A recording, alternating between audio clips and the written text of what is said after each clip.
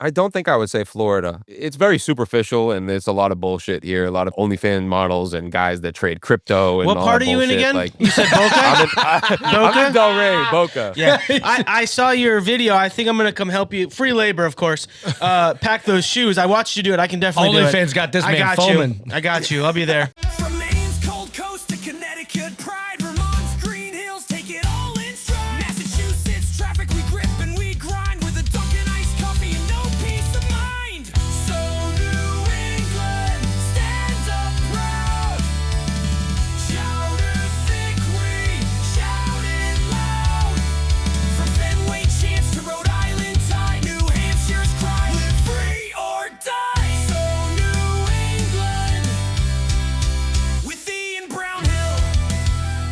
Good friggin' morning from New England, folks. Welcome back to episode 77 of the So New England podcast. I am your host, Ian Brownhill, joined by my co-host, Robert Travisano, who is mouthing my intro. I have to change it because apparently this is what I say every time. The exact same thing. Okay, well, a product of habit. I don't know. Creature of habit. What do they call it? Vin's behind the camera.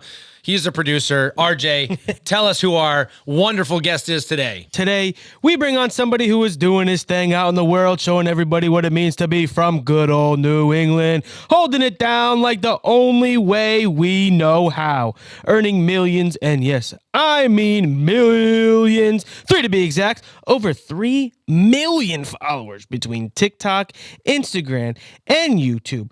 This designer, director, creator, co-founder, the man does it all of his own shoe brand, knows how to make it, and knows just what we do here in New England. We welcome to episode 77 of the So New England pod, the Jake of all trades, Mr. Jake Polino.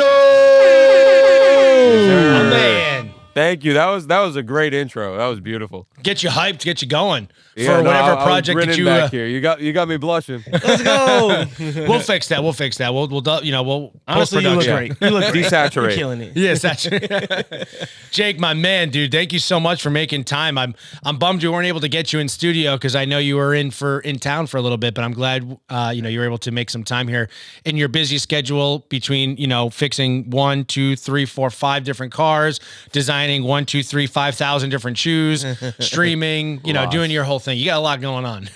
A lot, yeah. No, it's a busy season right now specifically, but I can always make time for you guys. Yeah, of course, man, so. what a guy. Appreciate it. Well, Jake, so before we get into all of this, incredibly awesome accolades that we can talk about for hours, I'm sure here, I'd love to get a little backstory, man. You're a New England guy through and through. So how did this, Yes, sir. how did you get started here? What were the deep roots like? And what landed you where you are today? Yeah, so I mean, I'm born and raised New England. I grew up in Winthrop, Massachusetts, which some people wouldn't really consider Boston, but it's legitimately 10 minutes outside of Boston, and there's MBTA stops there. So I think if there's MBTA stops there, it's Boston. considered Boston. So anybody that asks me, I say I'm from Boston, even though technically it's not. But I spent the first, 23 years, I think, there of my life. Then I moved down to Florida, and that was all because of Kizo. So that was a brand that I co-founded with one of my buddies, Zuki. He was from Tennessee, and we needed a place to kind of meet up that was, mutual, because he was living in Tennessee, I was in Boston. We couldn't run a brand from 2 different states. So we were, bouncing around different places. LA, New York, and Miami were like the 3 kind of places that we were thinking about. And Miami area, now we're in Boca, which is an hour north of Miami. But I mean, it's great down here. I love it. Man. I love New England jealous too. off the Don't rib. get me wrong. Oh, don't get me wrong. But I hate the weather more than anything. I cannot stand the cold. I'm right there with you, dude. And this is going to be a confession here about how embarrassing I am. I straight up thought that you were in LA. I thought you were on the West Coast. Everybody does.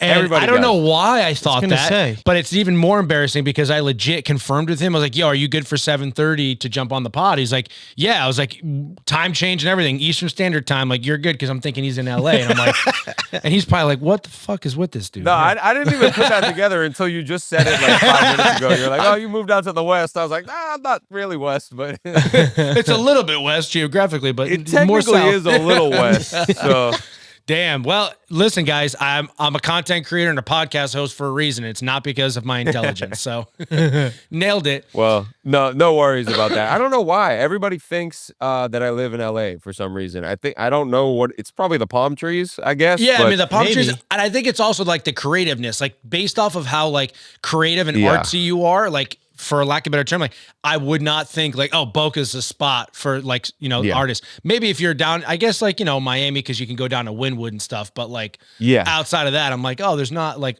you don't think of Miami and art unless it's like hanging art and, maybe Scarface's house or something. Yeah, I know. Yeah, I think you do associate LA more with artists or creatives in general. I think that's most people, but yeah, I like Florida a lot more than LA. I actually do not like LA very much, if I'm going to be honest. So No, we're right there with you. not Awesome. not about the West Coast.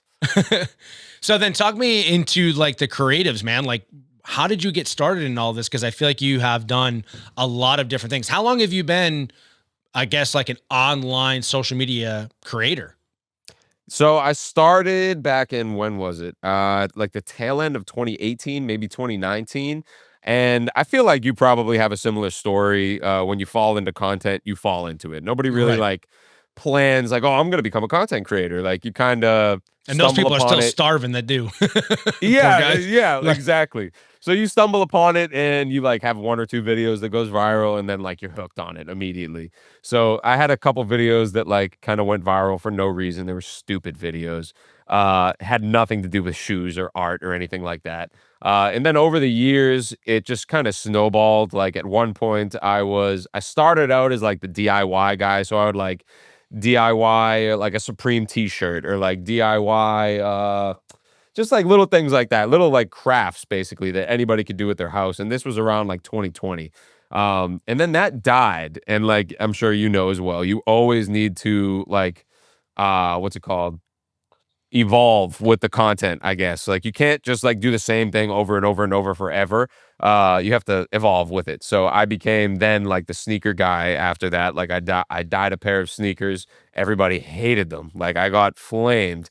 Millions of views and hundreds of thousands of comments telling me how bad at life I was because of this one shoe. It was really like disheartening, but it also made me like go back out and try harder because I was like, can I cuss on here? Yeah, go for it, man. Fuck those Okay. guys. I was thinking, fuck these guys. I'm going to show them what I could do. So I like came out and I just started dyeing shoes every single day.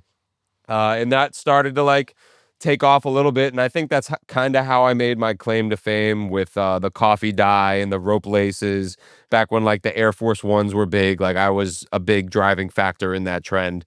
So that kind of like gave me a name in the sneaker realm, even though I've always been into sneakers. Like since I was 12 years old, that's my number one passion is shoes, cars, and then whatever else, art. But shoes have always been my number one passion. And I was happy, I was doing customs all the time and, things were great. However, I'm sure you know this as well. Content doesn't pay that well. Like just views alone and posting videos without like sponsorships or a product to sell, you're not making much money. So I wasn't making any money from TikTok or YouTube or whatever. And this is when I was getting like, I could not post a video that would go under 400,000 views. Like it was just ridiculous numbers and making no money off of it. So that's where Kizo came into play. Me and my buddy Zuki, I met him through that online show I was talking to you about earlier. I used to host for Complex. He was one of the guests on that show. We became friends and we kind of had the same idea at the same time. Like, oh, I want to make like our own sneaker. Like we can design a sneaker. And we did that. And that's how Kizo was born. And then kind of the rest is history after that. I stopped customizing other shoes. Now we're only working on Kizo. And like pretty much all the content I do now is for Kizo. And that's like my main focus and my main goal at any point is to get Kizo as far as it can go. So that's really how we ended up here. It was all an accident, to be honest. Yeah, but you know what? It like right away, the first thing I think of is outside of the fact that it's an incredibly cool story, and I love hearing like your success is like I just immediately, and I hate to harp on this being like because it's the New England podcast, but I'm like, these stories are always people from New England because it's just like there's this grit, this like wherewithal, this yeah. perseverance that exists in like the New England lifestyle, especially people who are born and raised in the Boston area. Like I'm a Rhode Island guy. I'm willing to say most Boston folk have a deeper effort in that than we do. And it's just like, all I'm hearing is like, so basically I did really good, then shit had to change. So I put my New England boots on or my New England Kizos on and I got to work. Yeah, there we go. But I couldn't agree with you more. I think Boston's known for that. Boston's known for being that tough skinned city. Blue collar, hardworking. Everybody's always like grinding it out. I mean, that's been my whole family. My grandfather's like 80. I think he just turned 82 or 81. And he's still like doing everything the hard way for some reason. Like he refuses to just like relax. He has like a broken knee and he's like trying to bring the groceries in by himself. I'm like, let me help. Yeah. He's like, no, I got it. I'm like, all right. That's so So when you grow up with someone like that, it's kind of hard to be, just lay belly up and die, Right. So you take life on by the horns.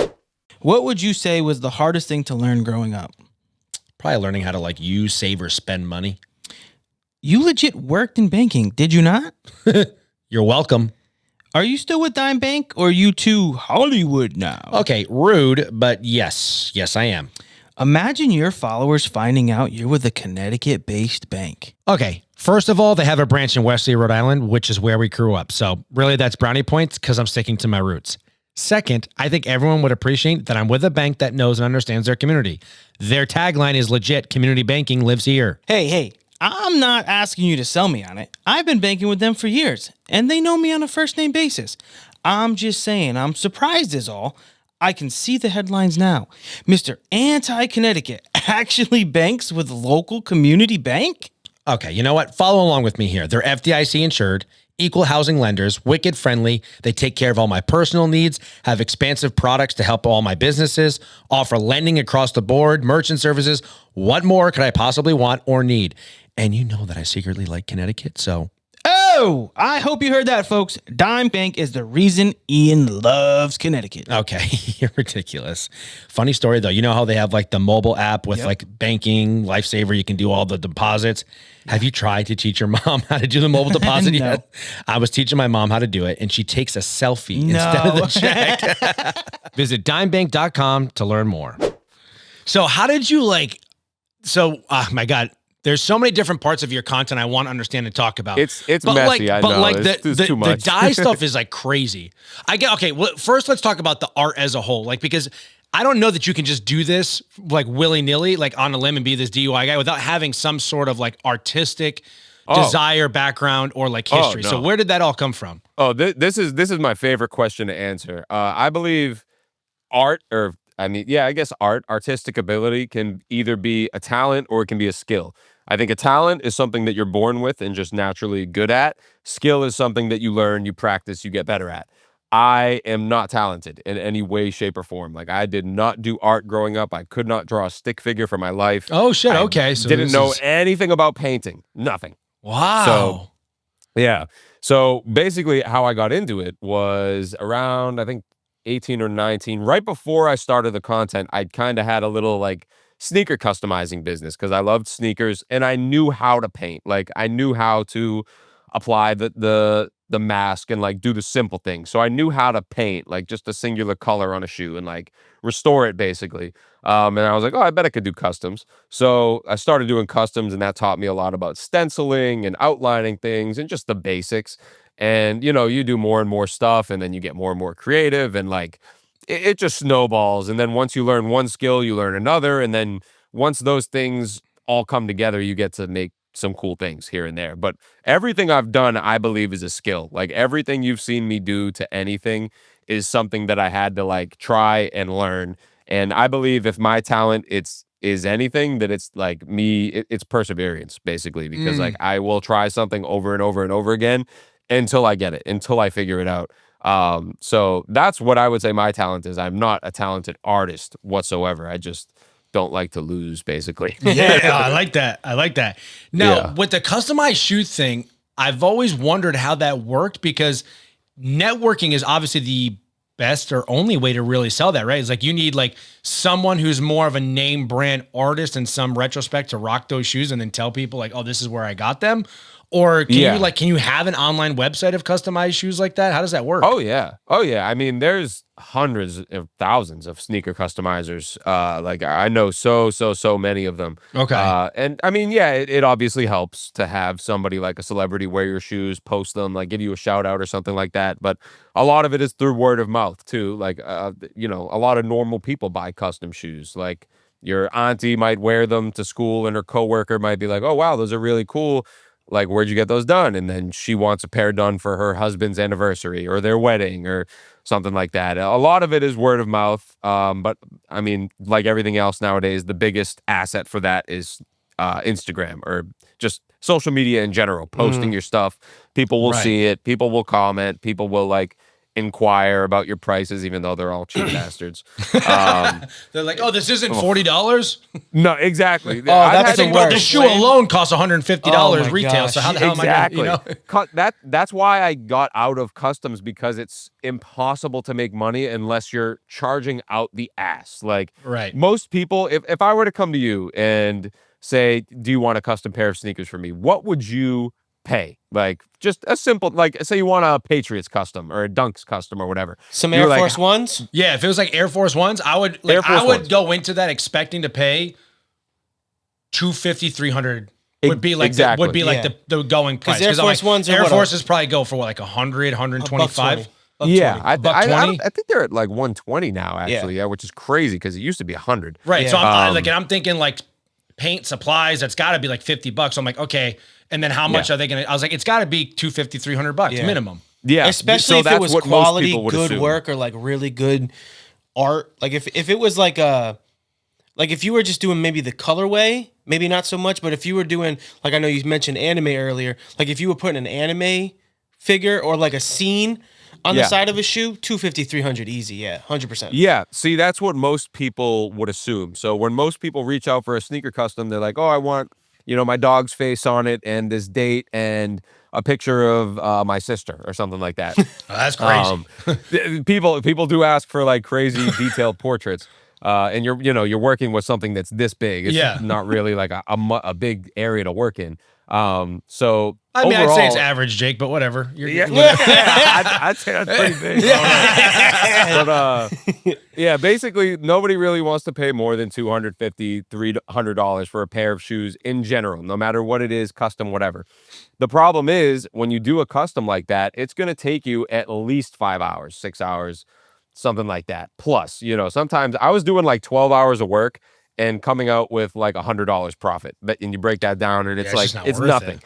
So it's not scalable at all unless you're charging what like the big customizers will charge. Like the thing you were describing with the anime, like if there's a scene or something like that, you're looking at like $1,500 to $2,000. Yeah, It's got to be. Easily. Well, you got to Easily. think of it like a tattoo artist. You know, if you go and Yeah. get a quote, they're going to charge you the bare minimum. You know, but Yeah. if you go get a full scene of something, depending on where you get it, your arm is going to be less than your back, which is going to probably be less than your quad, or they're going to have to portion it out. Like you got to understand at some point, like this fine detail isn't fucking easy. No, not at all. No, yeah, it's hard because at the end of the day, it is just a shoe. Like a lot of people want to wear their shoes and they don't see value in something that like is going to cost that much money. So it's hard to find the clientele that will pay the thousands of dollars, and it's hard to find the people. It's hard to make a business out of it because it's not very Yeah. scalable. So that's where Kizo came into play. I'm like, why make a design once and like hand make it when I could make the design once and have like a factory create it, basically like Right. Nike does or like Adidas does. They make one design and then it's reproduced and manufactured. So we're still designing sneakers, which is my love. Like I love designing sneakers more than anything. But now it's scalable and now I can make a living off of it and bring my designs to the world, basically. So it's a lot more scalable in that sense. It's a lot harder, obviously, to do like an actual brand versus like just customizing a shoe. But it's definitely the way I would suggest to go for anybody that like really has a passion for designing shoes. Because if you want to design shoes and you think you're going to get by with just the customs, like it's going to hit a wall eventually. And people just, especially now, are not going to pay thousands of dollars, and you're not going to be able to do it as your full-time job. You're going to have to do it as a side hustle. And if you're doing it as a side hustle, you don't have time for it. So it's like yeah, it's a paradox. Yeah. You cannot do it. That's tough. It's really hard. So well, talk to me about like the shoe dye thing then, because that's wild. Like, how did you come up with like the chemical equation? More importantly, bro, how much fucking money have you spent? Because I followed the series when you were doing those crazy giant red boots, and I'm like, yo, not only are these things how crazy is that, dude? insane. That's so sick. you know what? So I'm still low-key pissed about it because this is from Mischief, obviously. And I've been in contact with them. Like I've done some things with them in the past. Like I have the guy's personal fucking number, and I was buying every single pair of those for $300 or whatever. And I would text them. I'd be like, yo, could I get a pair of these? My videos are getting, 10 million views. Like I'm getting that many views on your product. Could you give me the product? No. So I'm paying for all of these out the ass. I think I paid I forget how much I paid. It was a couple grand for all the big red boots I have, but now they're all just sitting in a storage unit. However, it was a great investment because those videos were killing at the time. Yes, they were. That's when TikTok was paying well. Like a 10 million view video would get me like $8,000 at the time. And now 10 million, I just had another 10 million view video this summer. Guess how much it paid me this time around? First time, 8,000. This time, guess how much? $35. Probably, right around there. No, I think it was like 500 or 600 or something like that, which is still a chunk. That's a good chunk of change, but it's not 8,000. Not for the amount of like turnover that TikTok gets to use that for with 10 million views. Yeah, Like that's crazy, nuts. dude. That's It's insane. wild. But I just like changed. watching you do that with the boots. I was like, all right, these are boots that are like hard to come by that like people want their hands on. How does he keep getting his hands on? So not only does he keep, but I've watched you just like cut them in half. I'm like, fuck, I cut this too short. I can't use this boot. And I'm like, bro, come on. Well, I bought all mine on eBay. So eBay is where you get a lot of that's where I grew up buying shoes. Like Gotcha, that's the okay. best marketplace to buy like used products that are sold out like that. So that's why they were costing me $300-400 a pair, because they were reselling. Like I wasn't getting them from Mischief itself. Yep.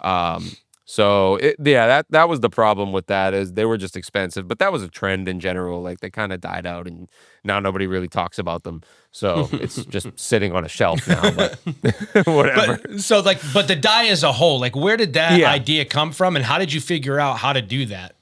Dye is kind of how I made my name, I guess. Like I was known as the dye guy at one point, and still kind of am.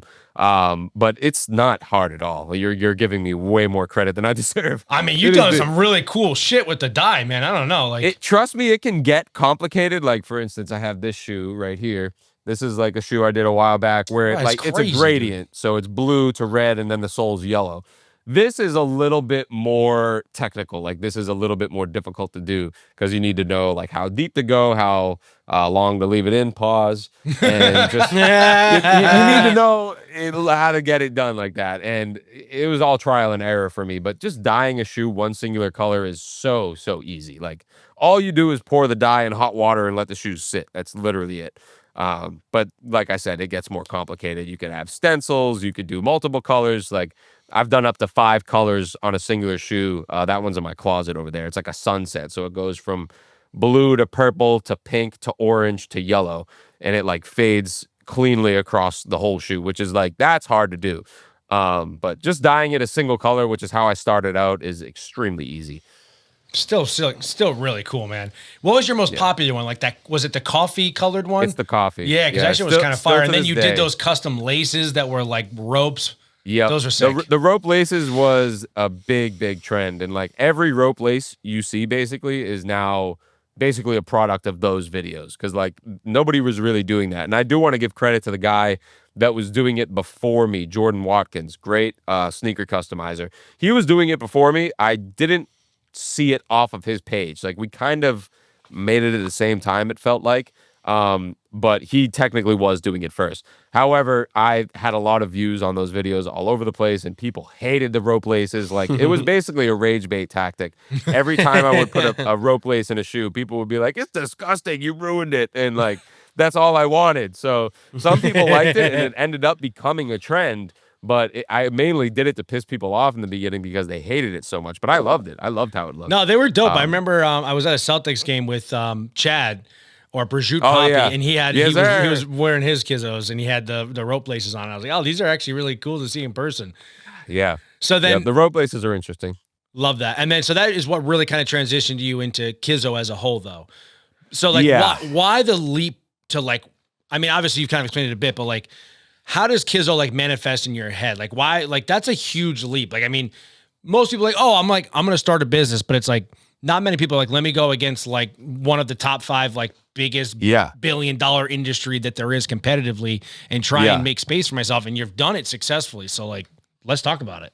I mean, yeah, it's really difficult to explain because I think like I don't believe in luck. I didn't get lucky tattooed on my wrist. Like I don't believe Is that in one of your getting- own tattoos? Because we will get into how you started tattooing No, yourself too. this is my handwriting, but it's on my right arm, and I'm a righty, so Oh, I okay. wouldn't have been able to do this myself.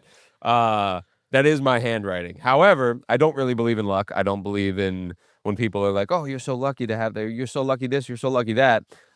When really, I look at it as like a dartboard. Like you throw one dart at a dartboard, what is your chance of hitting the bullseye? Like very slim. If you throw 1,000, like there's a pretty good chance you'll hit that eventually. So just like I tried so many things, you know, I've had the sneaker customizing business. I tried to do a sweatshirt business. I tried to do the complex thing. I tried to do my own podcast with Tommy, actually. Me and Tommy Garino were going to do a podcast at one point. Oh shit. Okay. And then it came to a point in my life where I was like, do I stay in Boston and do the podcast with Tommy, or do I leave to Florida and chase Kizo? And it just like the podcast never ended up really taking fruition, and it kind of just fell through the cracks. But I think we all made the right decisions. Tommy's doing great now. Like he's doing amazing things. Kizo and I love the way things are going down here. So I think it worked out for the better. But yeah, it's just like one day we were like, we want to create our own shoe, and we made a design. I obviously had the following already. So that's, I think, the key part Yep. to starting a business is I had the following and I was hot at the time. Like this is when I was coming off of that like stint where I just could not miss. Like people now I've basically fallen off, but like I was on for a little bit. Yeah. And everything was I'm just right there with you, hitting bro. really- bro, trust it's that's what I've noticed about content. It just goes up and down and up and down. I can't tell you how many times I've been like, this is it. I'm never gonna get another viral video. Yeah, legit. But anyway, yeah. So you know, we just like came up with the idea. Things were going well. The videos got a lot of views. The first drop did really, really well. Second drop did really well. Third drop did really well. And we were like, oh shit, like we can make this a legit business. And just based off, I think it was literally based off of 2 drops. Like we did 2 sneaker drops in May of 22 and July of 22. And after the second drop, we're like, we're going all in. Like we saw how much it blew our expectations out of the water. We expected to sell like 100 shoes. We sold almost 600. And I was like, holy shit, like this is insane. And we're like, we gotta go all in on this. Like this is it right here. So we moved to Florida, and like just since then, every single waking moment of my life has been dedicated to the brand, the cause, and our shoes in general. Like I love this brand. I love sneakers as a whole. I love designing sneakers, and this is what I want my life to be. You know what I mean? So I'm chasing it now, and we're still chasing it every day. That's still so cool though. Can you peel back a little bit and talk about that though? Because you're obviously a creative. You have a lot of, ambition, and like, where did the name come from? Where did the design come from? Talk a little bit about that, because the way you just said that was like, it was almost like a passion project, but like, I'll be damned if I'm not going to do this the way I want to do it. Oh, that sums it up perfectly. It still is a passion project. I mean, I like to say that we're artists before we're businessmen, because we're running the business horribly. Like we're not keeping track of things, like the taxes. Who gives a shit? Like things are just all over the place. Like obviously we're staying on top of our taxes in case the IRS is watching. We're Yeah, they're not avid doing followers things of like yeah.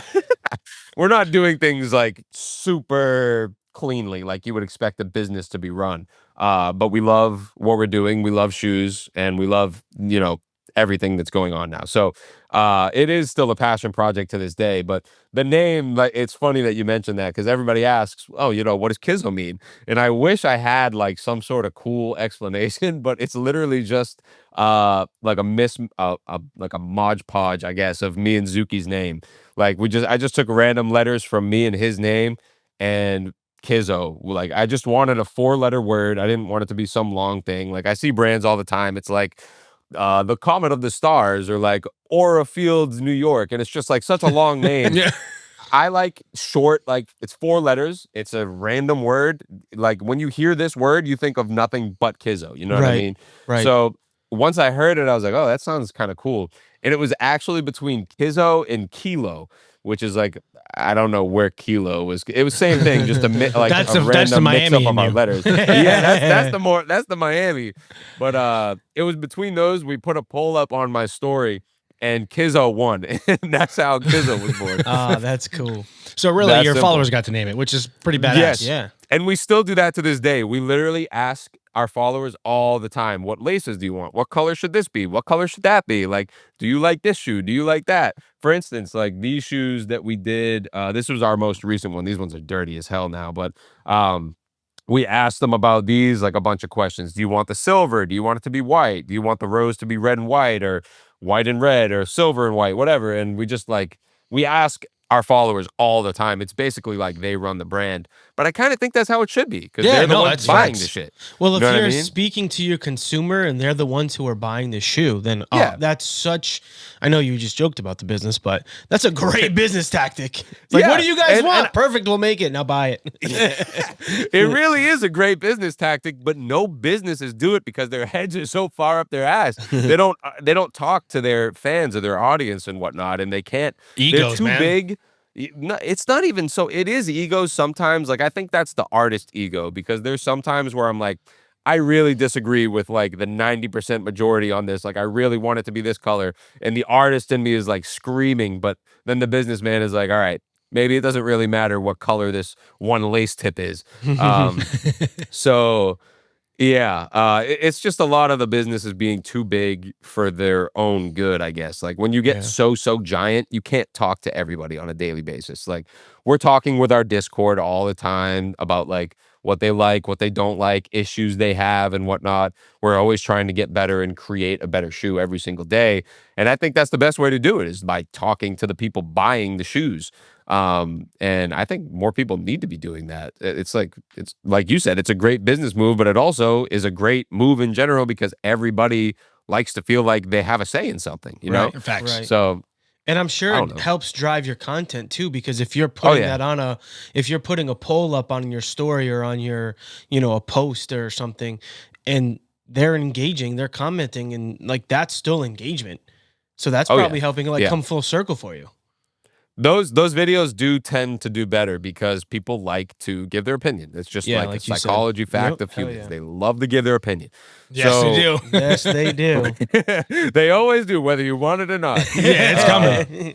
It's coming no matter what. So we recently did that, like probably like a week or two ago. I made a video saying like me and Zuki are arguing about something, because whenever me and Zuki argue about something, we can't agree on it. We're like, I like this color, I like this color. We put a poll up. So we did a poll on an Instagram video, like, what color should the outsole of this shoe be? What should the midsole be? And we basically had our Instagram design the entire shoe, which I think is cool. And it's interesting to see how people react and like what people like and what they don't like. Like, I can't tell you how many times I'm like, oh, this is so sick, like I love this, and then like Instagram or Discord hates it, and I'm like, damn, the ass design.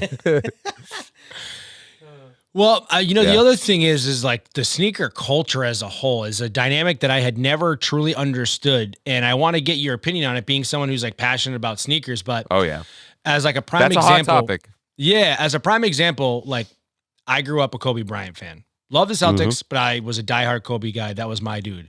So when he Interesting. died, bro, like that shit hurt me like hard. Like I cried for days. One of my buddies actually flew out to LA, and I wrote a note, and he like put it in the like outside the Staples Center at the time, and like just the whole nine. But like what really killed me is that like I've only worn Kobe's my entire life. Right? And Kobe's shoes never got above like $120. Even his best sneakers at the time had never really gotten around like $120. So the fact that he was dead, and then they dropped these, and it became like this whole Nike thing. Like, and again, like you're a sneaker guy, so like more than I do. But like for me as a consumer, I'm like, this guy is dead. and like Nike is like making such a sick profit off of dropping. And of course, they're only selling them for $180, $190 now. But now like I've got like right now I got the Miamis and I got the reverse Grinches. Yeah, And yeah. like the reverse Grinches are like my 5. The 5 Kobe 5 are like the best. Like I want the Dark Knights, but they're $1,300 retail, and I'm like, this man is dead, and you guys are like profiting off of his death. Yeah. It'd be like different if he died of like old age, and it's like, oh, like this is just like how it works in like the trading card world and the sneaker world. But Yeah. in my mind, I'm like, you're only getting this because he died in this like horrific way. But anyways, I'm just curious your thoughts as a sneaker culture person yourself. Like, I guess like kind of explaining why it happens the way it does, why it works, like your opinion on it, and how it really affects the consumer. Because I paid $500, $600 for the reverses. It's crazy. Yeah, no, I mean, you're preaching to the choir. Like, I grew up a die-hard Celtics fan, and I always hated Kobe, like in the way that you hate sports people. Like, Right. actually hated him. Because when he died, it hurt me really bad too. Like, I was shook up by that. I think everybody was. Right. Anybody a fan of basketball or sports in general, like that one hurt really, really bad. Yeah. And I agree with you.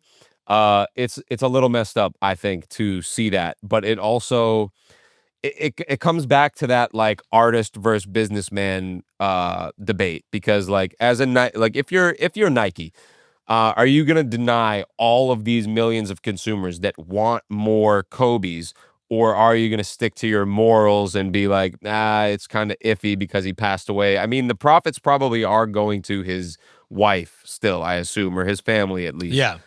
So it's like a weird in between area where it's like, nah, it's kind of messed up because he's passed, but like you could look at it as they're kind of carrying on his legacy, and like now Kobe's. But are in like my the mind, most I'm like, worn. why not make the shoe? Just make the shoe. Like people are gonna buy it. Like, does it really make that much sense? Because they're not selling it for the $500-$600 profit. They're only selling it for $180. So they're like kind of buying into that like sneakerhead culture where it's like it like exclusion of people being able to get their hands on a pair of shoes to play ball in. It's like I should be able to go on Nike. It's like she signed the contract. He's still active. This is like the best basketball shoe ever fucking made. There's just no arguing it. I rock the Sabrinas, but they're not as good. It's just structurally speaking, the Kobe's are the best low top shoe that's ever been made. So in my mind, I'm like, why won't, like, you can still make money off of this? Like, I don't know. It's wild to me. Yeah. I mean, this, like I said, this is kind of a hot topic right now.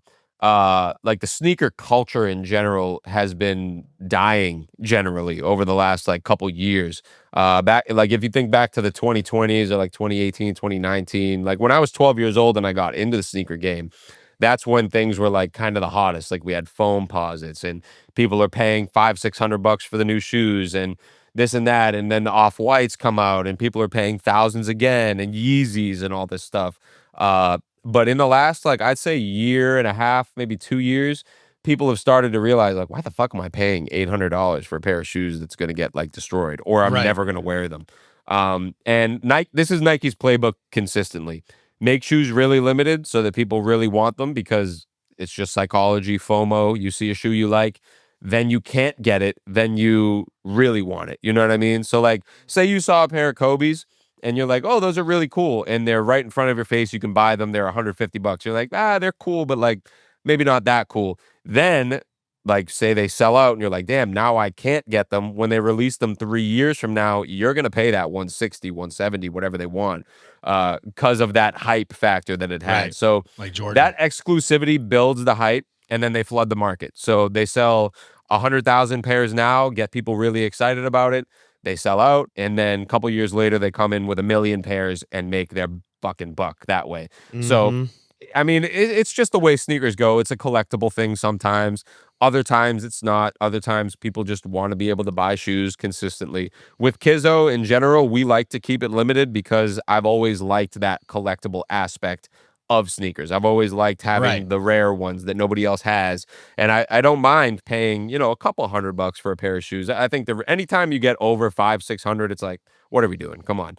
But people that are paying, you know, $300-$400 for a really limited exclusive shoe that they love, like I can see the reason. Just like people are paying now, the big thing is Pokemon cards, like card trading. That's the big thing right now, Which is wild because it's what, like you said, 2 or 3 years ago, it was bumping all over everything, the what's not, doing live auctions. Like people could go on, everyone had a website where you can go buy their stuff.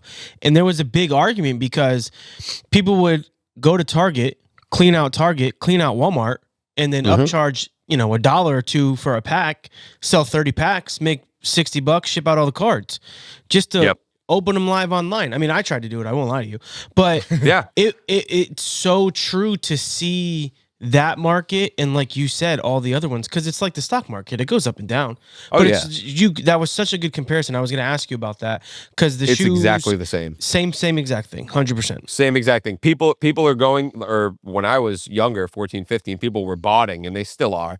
But you buy a bot, and you could buy 30 pairs of the most exclusive Jordan or whatever, and then you flip them for $300-400 more than you paid for them, and that's how people made their livings. I mean, you had who was it? It was like one of the really high ups at Nike. Her son was using her exclusivity to get all these really limited pairs, like 50 to 60, 70, 100 pairs, whatever, and sell them like for resale. So she was like stealing from the company. She got fired.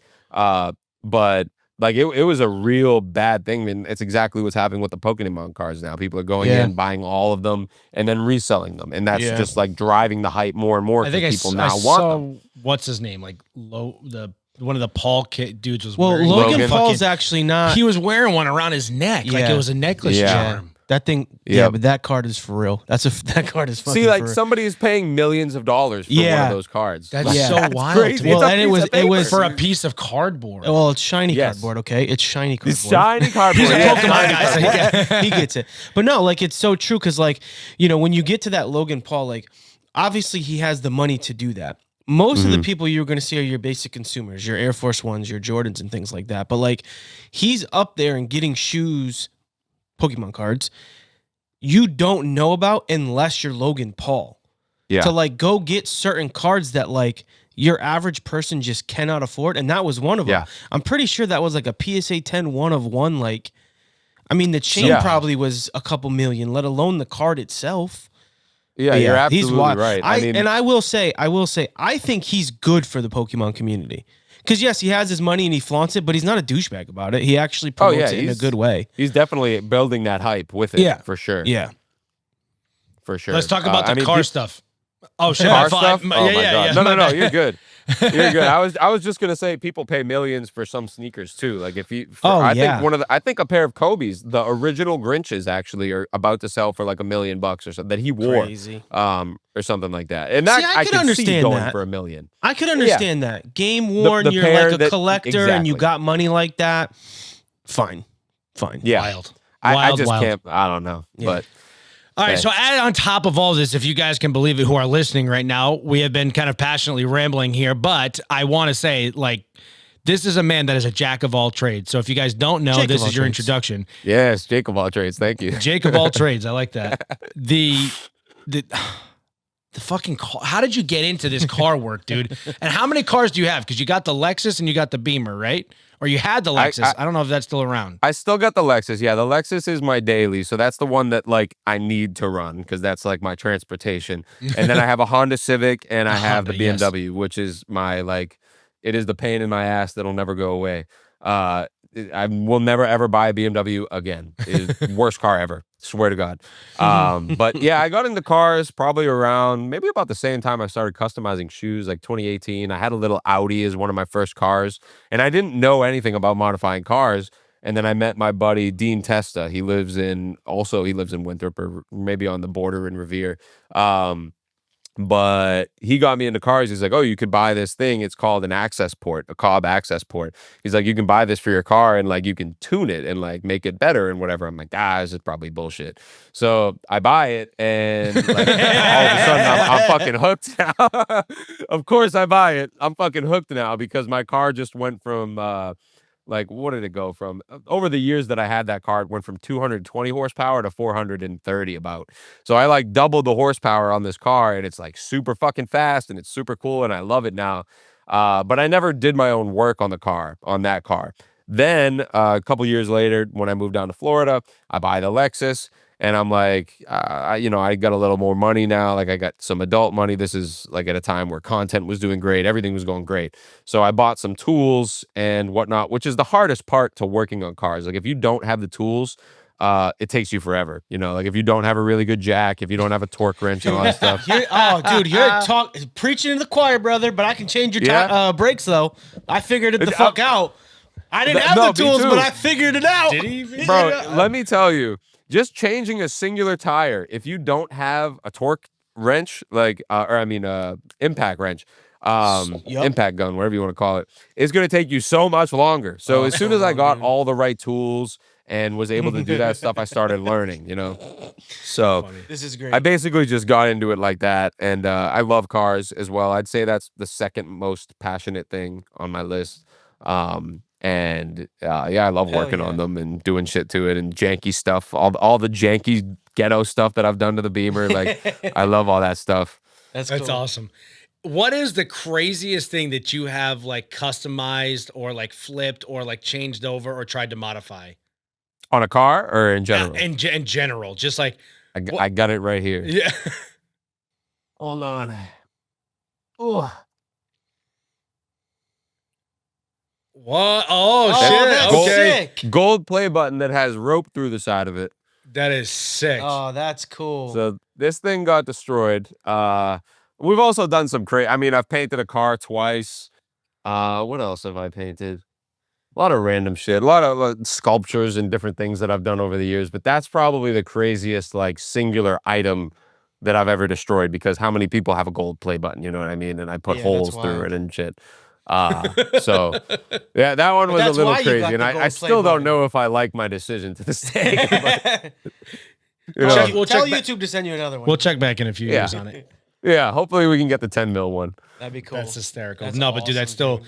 it's just cool to see the different things that you have kind of dove into as far as modifications are concerned. Cause it's fun. Like as a follower, it's always fun when your stuff, I'm like, all right, what are we doing today? Like we on the car, we doing shoes. Like what are we getting into? So That's where the Jake of all trades came into play, because people used to comment like, oh, this guy can do anything. And it's like such simple shit. Like it's such basic stuff. Like I know how to work on cars. I can tattoo. I can like cut my hair and I can paint shit. Like that's basically all I can do. And people are like, oh my God, this guy knows everything. Dude, I'm telling you, that's like the New England thing. Like New Englanders have like this knack of common sense and ability to get stuff done. And I'm surprised you don't run into it more. Maybe, I don't know if it's just because you're busy and you're at home, but like I lived in Miami for a little bit, and that was the one thing that drove me nuts. I was just like, how are you guys adults? Like, you just don't know how to do anything. Nobody knows how to do anything. Just like I'm like, that's like New England. Like I forgot what I was doing. Like I've been working on a bureau in my house right now. And I had an issue where they sent me 3 of the wrong arms for like the drawers themselves. So like, now I've been like customizing them the last like 2 days where I had to like drill holes. And my wife was like, wow, how do you know how to do this? I was like, I don't know. I'm just looking at this. I'm like, okay, so I got to like make a hole like that one. Let me make a hole like that. I'm like, all right, that works. I'm like, it's got to sit this way. Let me measure it. Okay. And I'm like, I don't know. I just kind of do it because I'm just like, I don't know. I just have the abilities. I don't actually know what I'm doing. I'm just kind of fucking doing it. It definitely is a New England thing, because 100%. Can you see this little black chair right here? Yeah. That I picked that out the trash yesterday. I still do this shit. Like I get it from my grandfather. It all goes back to him. He's got the thickest East Boston, like old East Boston accent you could ever imagine. Like Love it. It's crazy. I love that accent so much. I lost mine. I had it when I was a kid, and then all of a sudden I don't have it anymore. But thick East Boston accent, and he just knows how to do fucking everything. Like anything that went wrong in the house growing up, he knew a way to fix it. It was weird and it was fucking crazy most of the time, but he knew how to fix it. Like that's a live flame and gas line, Grandpa. You sure you should be? You're like, yeah, shut up, kid. I got it. I got it. Hold the damn light. He's like playing with electricity and all this shit. He's like, I fucking got it while he's smoking a cigarette, and he fucking does it easy peasy. So wild. And I'm like, damn, that's really cool that he could do all this shit. Like I want to be like that. And that's basically how I transformed into this. Like I wanted to figure things out. I wanted to be the guy that could like do things, and I kind of regret it because now every time my friends have an issue with anything, they're like, Jake. So anytime Yo, a car go bring issue, the jack yeah. real quick. I gotta work on this. Can you come help me mount this TV? I'm like, oh, okay, yeah. But it's like it feels amazing though when you like think of something and then you're able Yeah. to do it. You know, like we make the joke about me with my car situation, but when I changed my one brake, right? It took me about How 4 accomplished did you feel? Dude, when I finally got it, I was like a fucking pig in shit, dude. I was so happy. I was like, I'm a fucking man. I do this now. Yeah, then he forgot to put the fucking No, lug nut that back was a on, different- and the that lug was nut a went different flying tire. off in the middle of the highway. Jake, don't listen to this guy. It I still put my worked. brake pad in The upside brakes down, were so don't fine. worry. Okay. Have you put a lug nut on there? I don't have the impact wrench anymore. You heard him Hey, say it. you only need like 3. It's okay. No, Hey, Jake, thank don't tell him you. that, Thank Jake. you. Fellas, let me talk to you for a second, man. Look, it's 2026 and you're not feeling like yourself lately. I get it, but it's time to do something about it. You got low energy, you're having bad workouts, you can't seem to focus. You are not alone. And trying to figure it out in today's medical world, hell, it can feel like a total hamster wheel. That's why we at the So New England podcast are wicked excited to be partnering with Game Day Men's Health. Now, here's a few fun facts. Your initial consult and lab work are completely free. And most of the results are done right in-house in about 15-20 minutes. It's a medical office built specifically for men with licensed professionals who actually give a damn and explain what's going on so that they can create a real game plan for you. They offer testosterone optimization, peptides, yes, there it is, buzzword from socials, I know you're seeing it everywhere, peptides, ED solutions, because fellas, there ain't no shame in the game, baby, and more. All completely personalized to you, which was me and the fellas' favorite part. Check out one of their locations in Garden City, Cranston, or Wayland Square right in Providence. Quick, easy, professional, and we cannot recommend them enough. Check out the video on our socials of our personal experience if you'd like, so you can kind of see what it looks like firsthand. Because me and the fellas, we all got our blood work done, and we're now all on our own customized plan right from Game Days Men's Health. So what are you waiting for? Take control of your health today, boys. GameDayMen'sHealth.com and book your appointment today. All right, let's get into the So New England segment here. Yes, sir. Jake, I know you're a Florida guy now, but once upon a time when you were joining us here in the freezing friggin' cold of New England, you had some opinions about what we got going on in this region. So I'd love to hear them. We got 6 beautiful states here in New England. Can you rank 1 through 6? Your favorite state being 1, your least favorite being 6. All right, I might need a second because I'm kind of bad at geography. So let me see if I can go down the list. All right, definitely number 1, Massachusetts. Born and raised Massachusetts. I got to put it first. Number 2, I'm going to go New Hampshire just because I have a lot of fond memories as a child in New Hampshire. I had a cabin up there with my mom. Love it. Some of my best memories in the world are in that cabin up in New Hampshire in the middle of the fucking woods. Love it. Love that, man. That's so awesome. Hell yeah. Let's see. Next, I think I got to go with you with Rhode Island. I think Rhode Island is great. Top I think 3. It's beautiful. Love it. I love Providence. My cousin had her wedding down there. I forget what exact part it was in. It was where all the giant mansions are. Oh, that's Newport. Yeah. Yeah, should've somewhere just said over wedding, there. we Like that knew. was a nice area. But I've been, all around Rhode Island because it's right next to us. And every time I went through it, it was beautiful and quaint, and it wasn't like disgusting like some of the rest of the parts of New England are. So that's number 3. Number 4 is probably gonna be Maine. Just because Vermont would be next, and then Connecticut last, always. Let's go. Damn. And how about sports? Sorry. Like I know you're a Sorry. Celtics guy, so are you big into Oh yeah. big into all the New England sports? I wouldn't say I'm like crazy into all of them. I mean, I rep all the sports teams. I'm not a fan of any other team other than a New England team. I think it's kind of sacrilegious to be from Boston and not rep a New England team. So I root for all the New England teams, but the Celtics are the only ones that I like frequently keep up with. Like if I could catch a Red Sox game or a Bruins game or Pats game, whatever, I'll go watch it and I would, enjoy it. But I continuously watch out for the Celtics and like stay up to date on everything with them. Gotcha. So, all right, yeah, so Celtics are basketball's number always been 1 my then. Let's sport. rank the other ones for me. All right. If you're gonna Celtics- tune in and which one are you most likely to tune into? Celtics 1 and then who? Yep, Celtics 1. I'm gonna say I'm bandwagon because it's really just for May, but Patriots 2. Drake just May, because Drake they've May. been killing. He's the MVP right now. He's the GOAT. So I love that. I think probably hockey's got to be last for me. I think like I've just never been a fan. And the town I grew up in was a huge hockey town too. So like it doesn't make sense, but I've never loved it that much. And I literally could not name any of the players on the Bruins right now. Like maybe one or two if they still played. But like the last time I consistently kept up with the Bruins, it was probably the 2013 season. Or no, 2011. Yeah. So the good old days.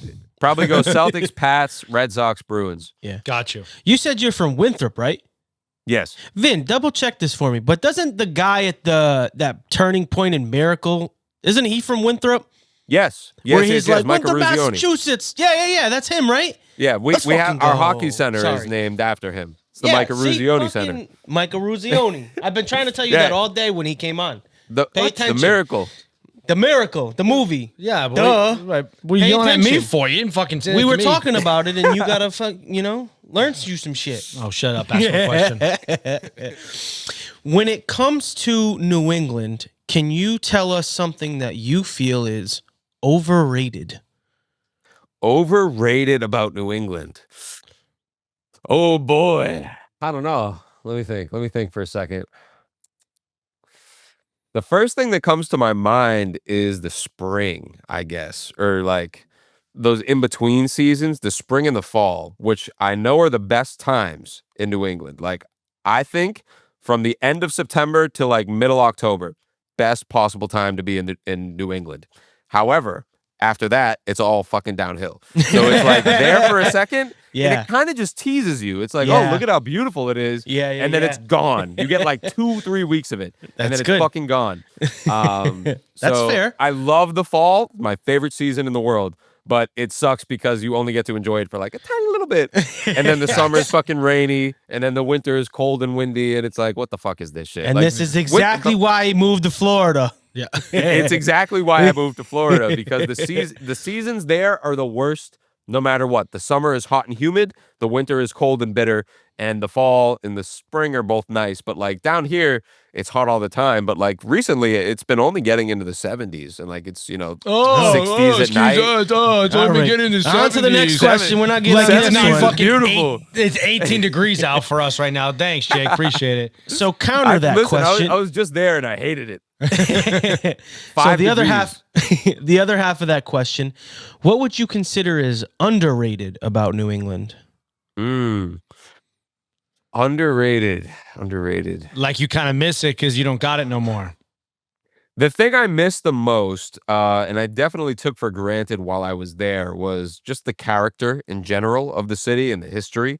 Like you move to a place like Florida and it's fucking utopian, like bullshit. Like it's or not utopian, dystopian, I should say. Like everything looks the fucking same.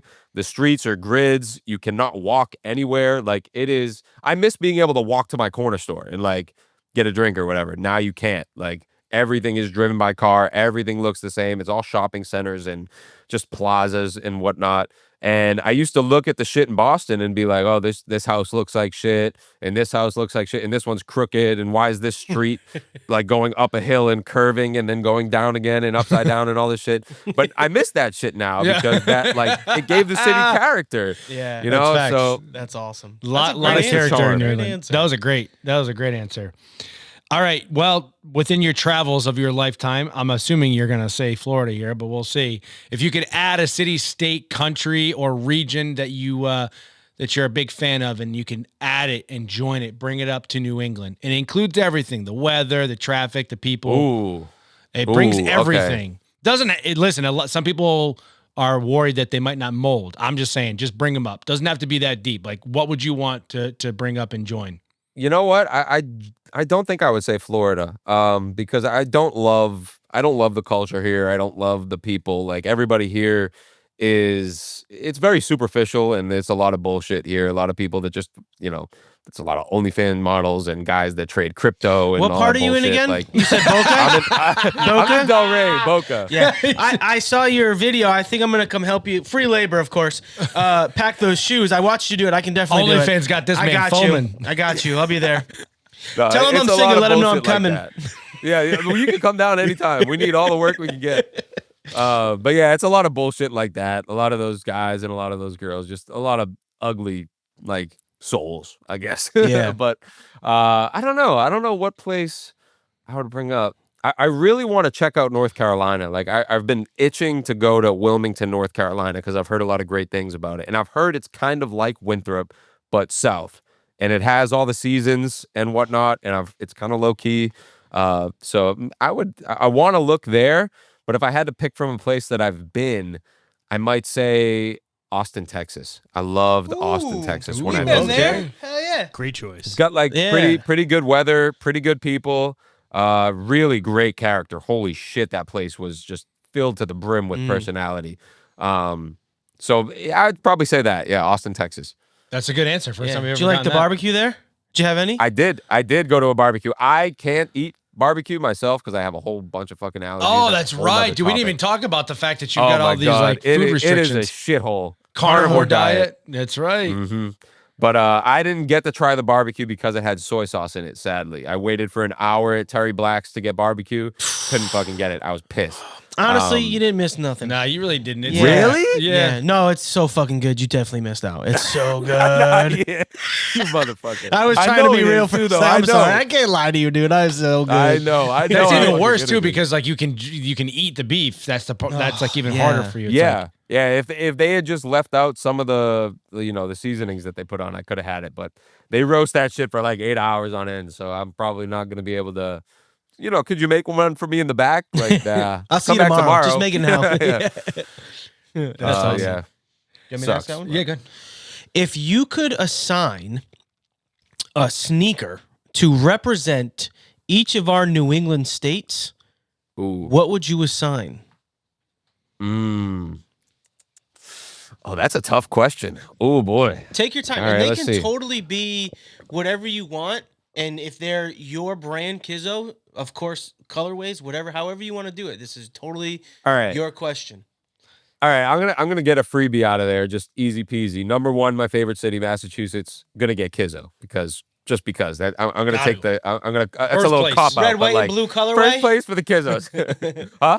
You're going to do a red, white, and blue colorway, or you're going to rep the Celtics? Oh green my and black? God. Little bit, We maybe a did. splash of We both. actually did do a Celtic shoe for Banner 18. We called them the Banner 18s, and it was made That's from a sick. green jersey material with a gold diamond on the side. It was sick. I love that. That was the shoe. one you gave Chad, right?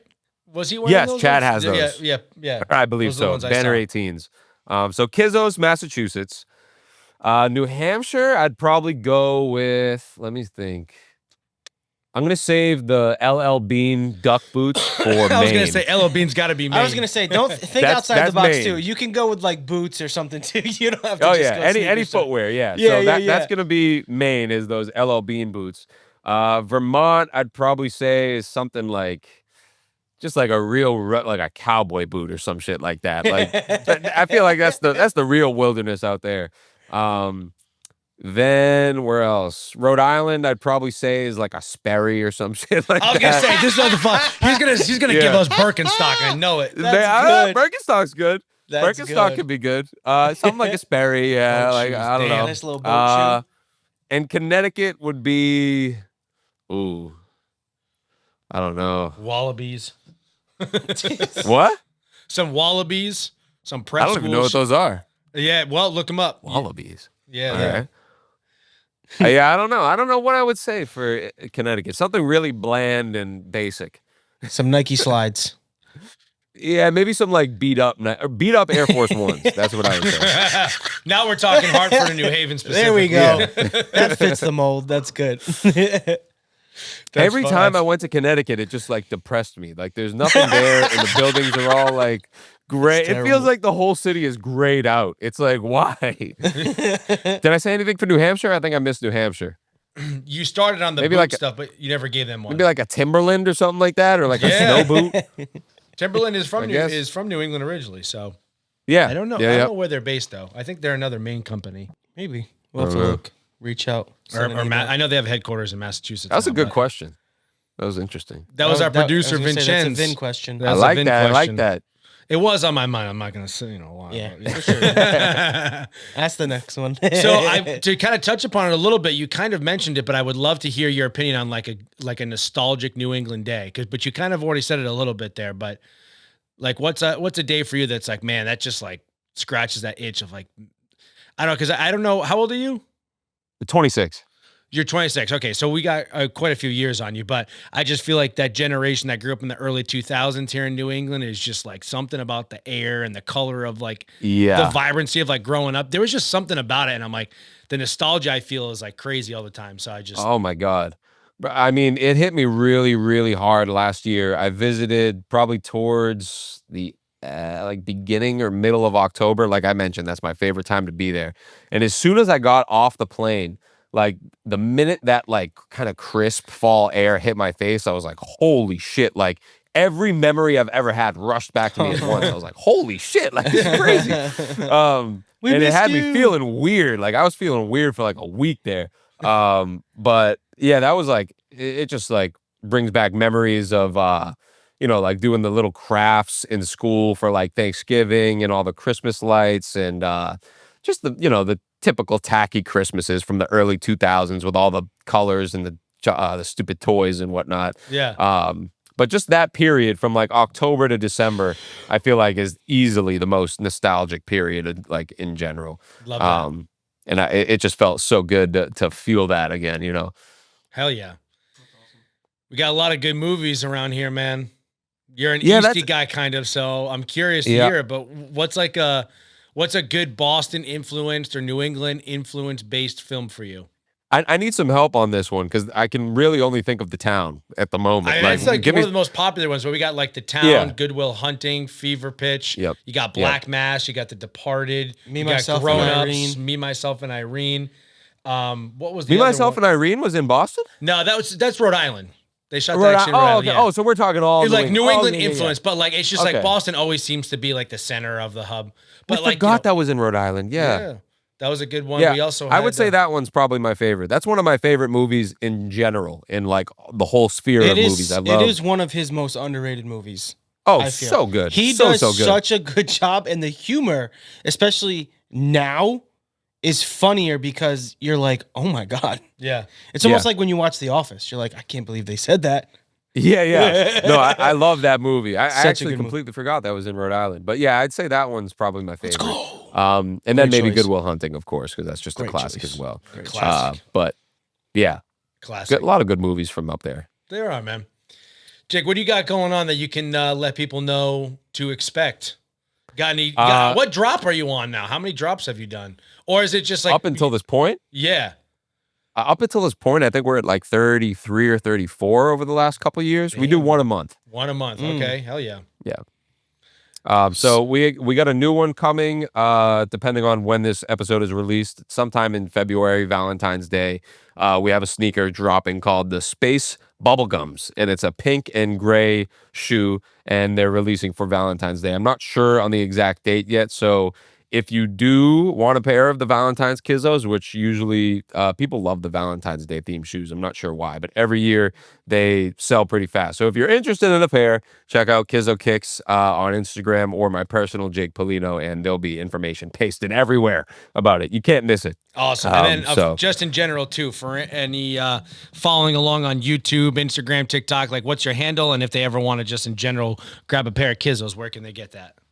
KizoKicks.com if you want to directly go to the website, but Kizo Kicks on Instagram, Kizo.Kicks on TikTok, and my YouTube, Instagram, and TikTok are all the same. Just Jake Polino, no underscore, no space, no nothing. So that's where you can find us at. It's pretty simple. So We love it. Jake, this has been so much freaking fun, man. I can't thank you enough for carving out some time dude. for us. Thank you so much for joining us today. If you guys want to check them out, I highly recommend it. And that is going to do it for us here at the So New England podcast. Completion number 77, man. It's crazy. We're crushing. We're crushing. 77's awesome. Congrats, Yes, it's guys. a good number Thank for you. you too. I like the sevens. Yeah, I like repeating numbers like that. There we go. All right, so good luck. All right, folks, please try and remember, life's better in New England. Red